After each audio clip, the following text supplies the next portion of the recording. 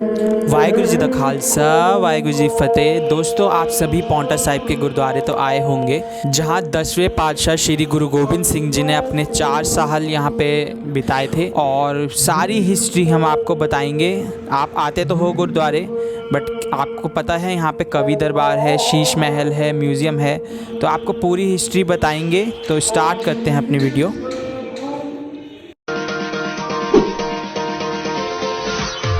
Hello दोस्तों, एक बार फिर स्वागत है आपके अपने चैनल कहीं चले पर। तो सबसे पहले हम जानते हैं पांवटा साहिब कैसे पहुंचा जाए। तो पांवटा साहिब वर्तमान में चंडीगढ़ और देहरादून NH07 पर स्थित है। तो आपको देहरादून से 45 किलोमीटर लगेगा और चंडीगढ़ से आपको लगेंगे 125 किलोमीटर।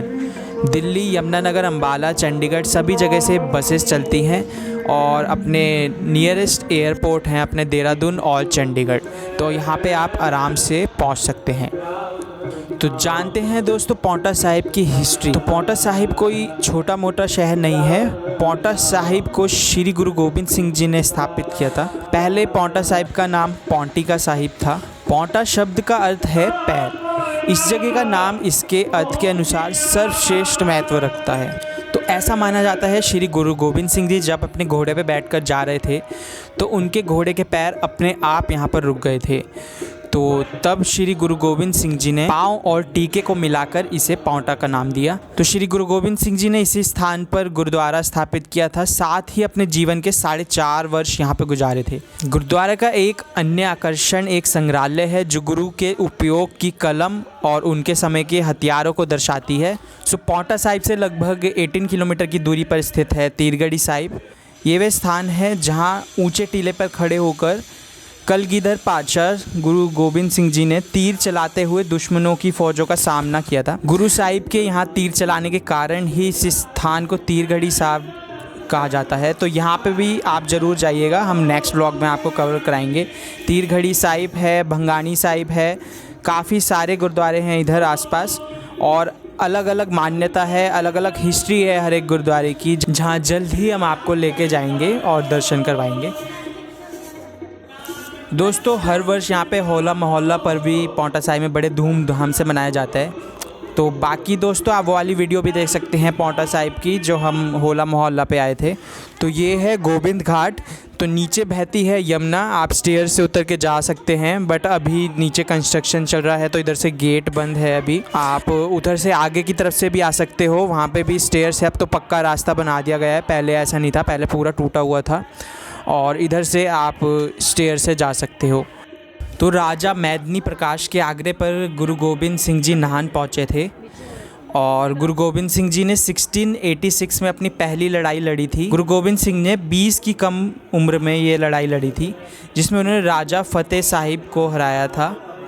तो हर वर्ष पांवटा साहिब में होली के टाइम मेला लगता है, तो आप आ सकते हो। उस टाइम पे भी काफ़ी भीड़ रहती है। और बाकी आपको एक बहुत अच्छी यहाँ की कहानी बताते हैं।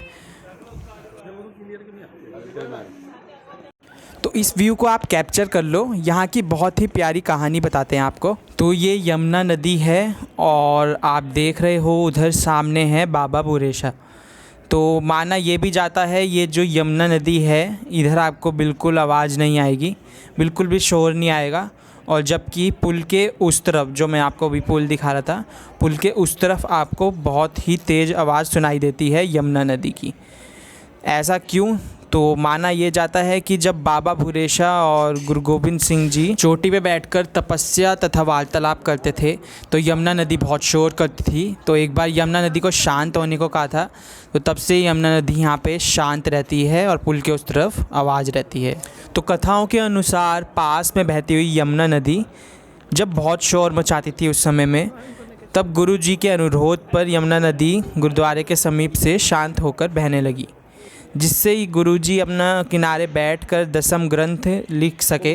तब से यहाँ पर यमुना नदी बिल्कुल शांत होकर बहती है। इसी जगह पर सिखों के 10वें गुरु श्री गुरु गोबिंद सिंह जी ने सिख धर्म के शास्त्र दसम ग्रंथ या 10वें सम्राट की पुस्तक का बड़ा हिस्सा लिखा था। तो बहुत ही सुंदर बना दिया गया है। अब तो पूरा अच्छा कंस्ट्रक्शन हो चुका है इधर गुरुद्वारे का। इधर शीश महल का आप अपने लेफ़्ट साइड में जाएंगे, उधर लंगर हॉल भी अभी कंस्ट्रक्शन पे चल रहा है। तो बाकी उधर की तरफ चलते हैं। गोविंद घाट मैंने आपको यहाँ की स्टोरी बता दी यमुना नदी की। तो वापस मेन गुरुद्वारे की तरफ चलते हैं। इससे पहले आपको लेके चलते हैं लंगर हॉल की तरफ।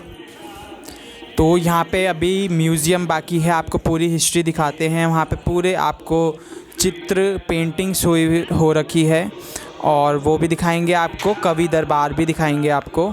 तो पीछे जो शीश महल दिखाया मैंने आपको, मान्यता ये है जिनकी भी मतलब मनोकामना पूरी होती है तो यहाँ पे वो अखंड पाठ रखवाते हैं। अखंड पाठ हमेशा यहाँ चलता रहता है, यहाँ पे भी और मेन अंदर गुरुद्वारा साहिब में भी। तो अभी यहाँ पे ये लंगर हॉल है, इधर की तरफ कंस्ट्रक्शन चल रहा है और आपको दिखाते हैं। ये है लंगर हॉल। तो गुरु का लंगर यहाँ पे हमेशा लगा रहता है। आप सेवा करिए, लंगर खाइए और शाम के टाइम चाय भी मिलती है।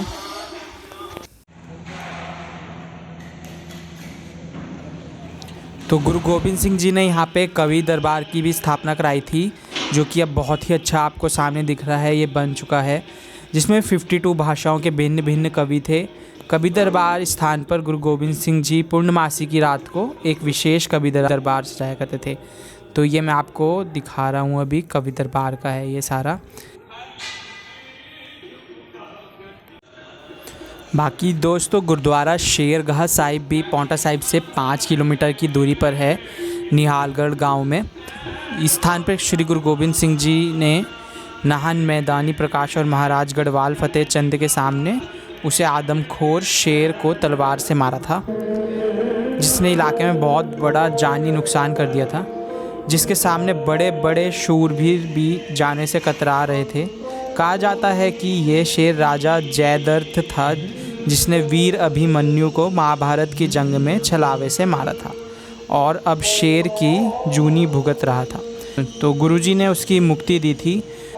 गुरुद्वारा दशमेश दरबार साहिब पांवटा साहिब से लगभग 8 किलोमीटर श्री भंगाणी साहिब मार्ग पर गांव हरिपुर के साथ छावनी वाला में स्थित है।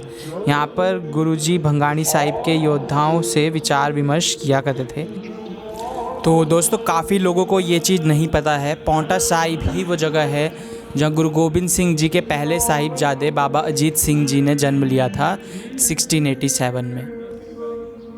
तो काफ़ी सारी हिस्ट्री है, काफ़ी सारी आपको मैं पूरा दिखाता हूँ। जिन्हें पूरा ढंग से जानना है यहाँ पे आके आप म्यूज़ियम देख सकते हो। म्यूज़ियम में पूरी सिख हिस्ट्री, बहुत ही अच्छी पेंटिंग्स आपको देखने को मिल जाएगी। यहाँ पे पेंटिंग्स ही नहीं, ये पूरा एक इतिहास है। आपके रोंगटे खड़े हो जाएंगे यहाँ पे चीज़ें पढ़ते हुए, उन्हें देखते हुए सामने दृश्य आ जाएंगे आप। गुरुद्वारा कृपाल शिला पांवटा साहिब गुरुद्वारा से मात्र 1 किलोमीटर की दूरी पर है। जैसे राइट साइड में मेन गुरुद्वारा है अपना, लेफ़्ट साइड में कृपाल शिला। तो वाहेगुरु जी अपना इतिहास जानिए और मेरे साथ एक बार बोलिए वाहेगुरु जी दा खालसा वाहेगुरु जी दी फतेह। बोले सो निहाल सत श्री अकाल।